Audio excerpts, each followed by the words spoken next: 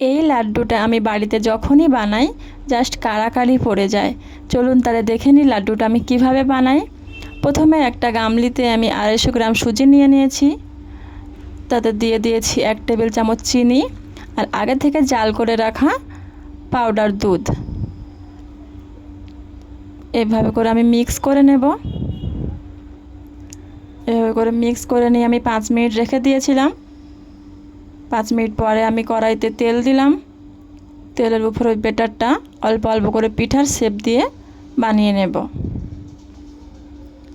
উল্টিয়ে পাল্টিয়ে সব পিঠাগুলোকে আমি বানিয়ে নেব। সব পিঠাগুলো আমার বানানো হয়ে গেছে। এবারে একটু হালকা ঠান্ডা করে এগুলো ভেঙে দিয়ে আমি মিক্সিতে গ্রেট করে নেব। সবগুলো আমি গ্রেট করে নিয়েছি।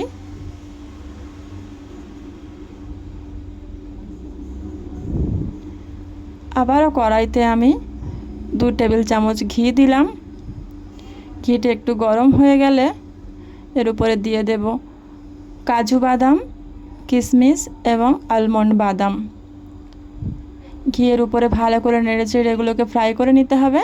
দেখবেন কত সুন্দর খুশবু উঠেছে, সেই সময় তুলে নেবেন। সেই কড়াইতেই আমি দিয়ে দিলাম 1 গ্লাস পরিমাণ জল আর 1 কাপ পরিমাণ চিনি আর একটু এলাচের গুঁড়া, সামান্য একটু লবণ আর দিয়ে দিলাম 1/2 টেবিল চামচ ফুড কালার। দেখুন শিরাটা আমি 5 মিনিট পর্যন্ত জাল করে নিয়েছি। শিরাটা আমার তৈরি হয়ে গেছে। এবারে দিয়ে দেব যে সুজির পিঠাগুলো আমি গুঁড়ো করে রেখেছিলাম।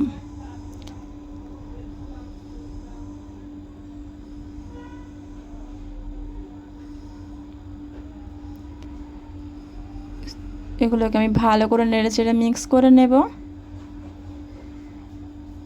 দিয়ে দেব ভেজে রাখা ড্রাই ফ্রুট, তার উপরে দিয়ে দেবো 1 টেবিল চামচ কর্নফ্লাওয়ার আর একটু গুঁড়ো দুধ দিয়ে দেব। এইভাবে করে কড়াই থেকে ছেড়ে যাবে, তাহলে মনে করবেন ব্যাটারটা তৈরি হয়ে গেছে। প্লেটে সামান্য আমি ঘি ব্রাশ করে নিয়েছি। এবার এগুলোকে ঢেলে নিলাম আর হাতে সামান্য একটু ঘি দিয়ে লাড্ডুগুলোকে এভাবে করে নিয়ে আমি বানিয়ে নেব। সব লাড্ডুগুলো এইভাবে করে বানিয়ে নিয়েছি। লাড্ডুগুলো বানিয়ে নেব। আর একটা আপনাদের সামনে বানিয়ে দেখিয়ে দিচ্ছি। এইভাবে করে এইভাবে করে নিয়ে বানিয়ে নিতে কত সুন্দর গোল গোল হচ্ছে। সব লাড্ডু আমার বানিয়ে তৈরি হয়ে গেছে। দেখুন, ভিডিওটি যদি ভালো লাগে লাইক শেয়ার কমেন্ট করবেন আর সাবস্ক্রাইব করতে ভুলবেন না। ধন্যবাদ। হয়েছে।